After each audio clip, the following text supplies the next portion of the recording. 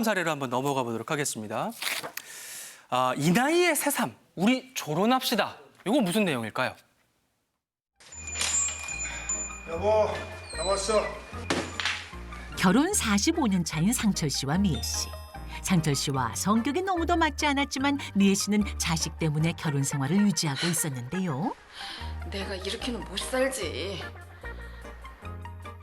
여보, 우리 이제 이혼하자.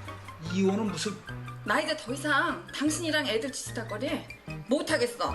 늙은 나이에 주책 없이 이혼을 해? 못해! 난 할 거야. 미애 씨는 자신의 삶을 되찾고 싶지만 남들 시선 신경 쓰는 상철 씨는 단호하기만 합니다. 그날 저녁 미애 씨는 조론을 알게 되는데요. 이혼보다는 결혼? 결국 조론을 하기로 한 부부. 나 네 아빠랑 결혼하기로 했다. 뭐? 결혼? 따로 살면서 서로 사생활 타치도 안 하고 그러니까 너희들도 그런 줄 알아? 두 분 따로 사시면 생활비는? 엄마 돈 있어? 아니 게다가 만약에 두 분 중 한 분이 연애라도 해봐. 괜찮아. 뭐 하든지 말든지 상관없어. 45년 결혼 생활 끝에 조론을 결심한 부부. 과연 현명한 선택일까요? 얼마 전에 나이 드신 선배를 한 번 만났는데 그런 말씀을 우스갯소리로 하시더라고요. 나는 귀찮아서 그냥 이혼 안 하고 있어. 그런 말씀하셨는데 요즘에는 정말 이런 방법도 굉장히 화제가 되고 있더라고요. 근데 저는 약간 생소해서 그런지 이게 황혼 이혼과 조론이 어떻게 다른 건지 잘 모르겠어요. 어떤 건가요? 일단은 황혼 이혼하고 조론을 비교해 보면 조론은 그대로 결혼 상태가 유지가 되는 거고요. 황혼 이혼 같은 경우에는 법적으로 완전히 관계가 정리가 되는 거죠. 그래서 둘 간의 특징이 있다면 일단은 뭐 60세 이상 되신 분들이 20년 이상 결혼 생활하면서 우리가 이혼을 하거나 결혼을 하면 황혼, 이혼, 조론 이런 방식으로 이야기를 하게 되는 거고요. 다만 법적인 관계에서 차이가 있는 것뿐만 아니라 별거하고도 좀 차이가 있습니다. 우리가 보통 조론이 별거를 가장한 분리다 이런 얘기를 많이 하는데 적어도 조론이라는 건 관계가 서로 간에 좋은 상황에서 시작이 되는 거라 우리가 보통 이혼 상담을 하다 보면 여성들의 상담 건수가 워낙에 많습니다. 그럼에도 불구하고 최근에 남성들의 상담 요청이 되게 많아지고 있는데 보통 남성들이 우리가 이혼을 하게 되면 특별히 나이 들어 이혼하게 되면 우리가 삼실이라고 이야기하잖아요. 아내 잃어, 자녀 잃어, 재산 잃어. 그래서 나중에 사무실에서 자게 된다고 이런 얘기를 하게 되는데 이렇게 이혼이 가지고 있는 여러 위험도가 높기 때문에 조론을 선택한다 이런 분들 많이 계시거든요. 근데 이제 분명한 건 이런 거 있습니다. 조론의 장점이 있어요. 시선에서 사회적 시선에 조금 자유로울 수 있고 이혼보다 그리고 자녀들의 마음의 무게를 조금 덜 수도 있고요. 상처를 덜 주는구나. 그렇죠. 그리고 또 한 가지는 실제 경제적인 손실도 좀 막을 수가 있고요. 그리고 우리가 지금은 모르겠지만 나이가 더 들면 등 긁어줄 사람이 아니라 내 옆에서 함께 나의 병을 나눌 사람이 좀 필요하거든요. 이런 부분에 있어서 위기를 조금 낮출 수 있다는 거 꼭 기억하셨으면 좋겠고 대신에 이런 조금 더 합의되고 의미 찾기 과정을 가져가기 위해서는 내가 따로 지낸다 하더라도 우리가 그냥 감정이 안 좋은 이런 그 별거가 아니라 감정을 어느 정도 유지하면서 안부도 전하고 동시에 내가 불시에 찾아 들어와도 그 방문이 기쁜 이런 관계가 조론이기 때문에 조론을 선택하신다면 이런 여지들을 좀 살펴보시면 좋을 것 같습니다. 네, 이제 심리적인 그런 장점을 좀 설명해 주셨고 법적으로 따져보면 이혼이 낫나 조론이 낫나 사실 뭐 비교하기 좀 그렇습니다만 이거 한번 해볼까요? 조론의 장단점 구체적으로 살펴볼게요. 자, 장점은 뭐냐면 일단 가족이 분리되거나 해체가 없이 부부 각자의 자유로운 생활을 하기 때문에 심리적인 평화는 없고요. 그다음에 재산 분리든 법정까지 가지 않기 때문에 법적 문제가 없고요.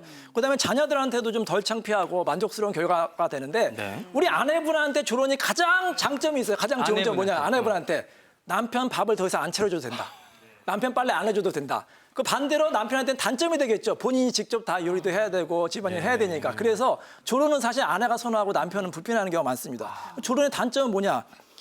별거나 이혼을 위장한 경우가 있어요. 그럴 경우에는 결국에는 심리적 고통만 연장하는 거고 경제적 의존에 따른 불편감이 또 지속될 수가 있고요. 두 집 살림을 하기 때문에 경제적으로도 손해가 발생할 수 있으니까 신중하게 결심하셔야 됩니다.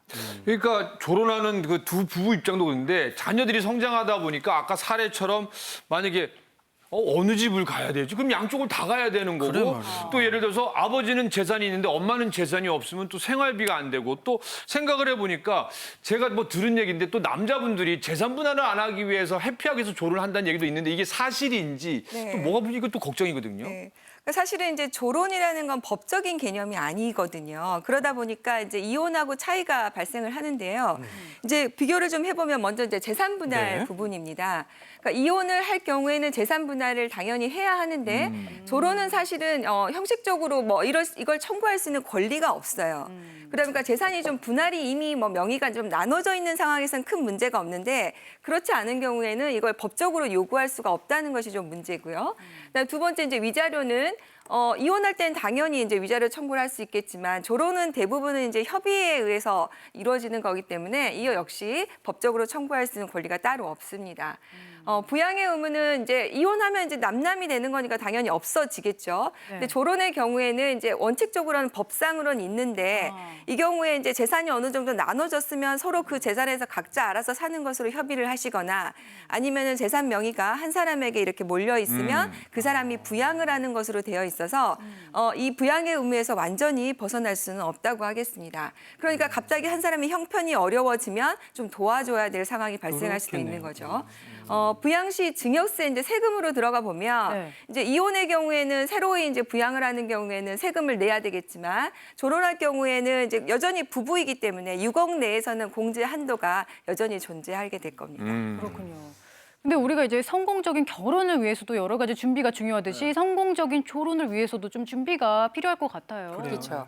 태진아 씨가 사랑은 아무나 하나 했던 것처럼 조론도 아무나 하나라고 말씀을 좀 드려야 될 것 같은데 대신에 준비가 잘 된다면 두 분 다 행복하게 그 조론이 가지고 있는 본연의 뜻을 잘 유지하고 또 기쁨을 누리실 수 있을 것 같은데요. 몇 가지 조건 좀 말씀드리겠습니다. 그 첫 번째가 바로 뭐냐? 먼저 몸이 건강해야 돼요.